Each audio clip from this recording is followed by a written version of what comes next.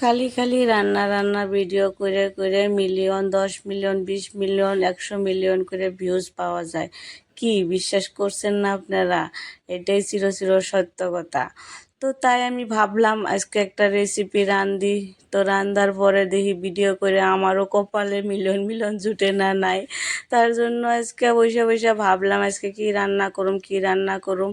এত এত comedy comedy মানুষের হাসানোর জন্য ভিডিও বানায়। বাপরে, মানুষ এত কঞ্জুস, ভিউজই দেয় না, লাইকও করে না, কমেন্টও করে না, সাবস্ক্রাইবও করে না।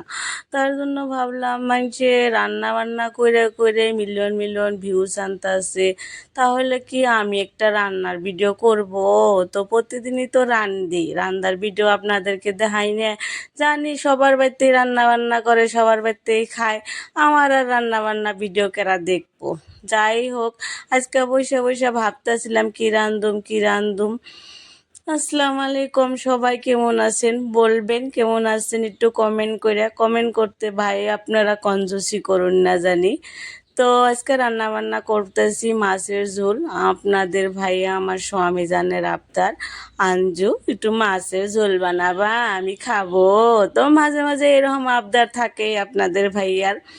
তো আমি সব কিছু রেডি সেডি করে একদম সব কিছু আগে রেডি করে নিছি, যেহেতু আমি ভিডিও করব তার জন্য সব কিছু আগে রেডি করে নিছি। আমার ভিডিও ক্যামেরা ধরা আজকে মানু আসাল না, আপনাদের ভাইয়া আমার লগে আসাল না।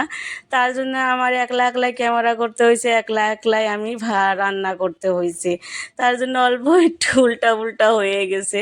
যাই হোক, সব কিছু জোগাড় করে রান্না আরম্ভ করছি। এইখানে মশলা ফার্স্টে কষিয়ে টষিয়ে নইছি, তারপরে অল্প টমেটোর দিয়ে অল্প কষিয়ে নিলাম। ও মা, আমি তো নুনই দিছিলাম না।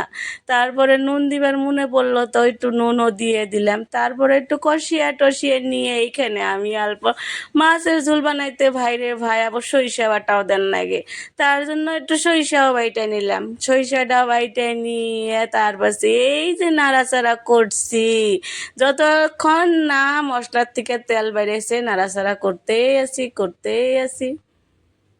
তারপরে যায় অল্প একটু আলু ভাজা করে রাখছিলাম আমি, এই আলুটুকে অল্প নাড়াচাড়া করে দিলাম। তারপরে এখানে পানি ঢেলে দিলাম। তো পানির পরিমাণটা আমার কাছে কম কম লাগলো, ভাবলাম আর একটু দেই।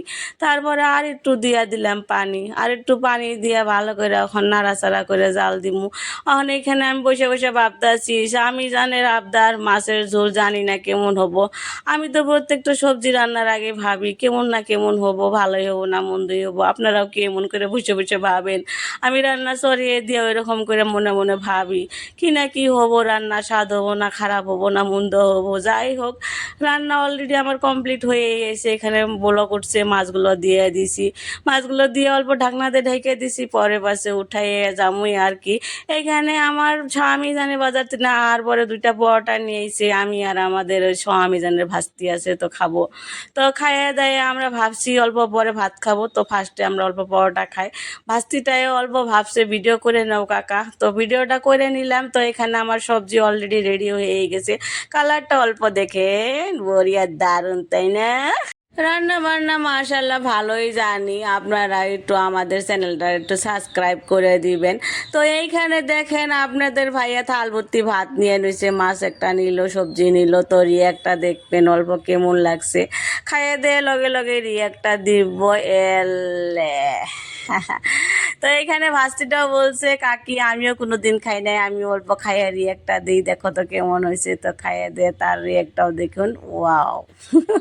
যাই হোক, আপনারা অল্প রান্না বান্না করে টরে ভিডিও সিডিও করবেন, হয়তো আপনাকে কপাল ভালো থাকলে মিলিয়ন মিলিয়ন ভিউজ পাবেন। বাই বাই, টাটা, আল্লাহ হাফিজ।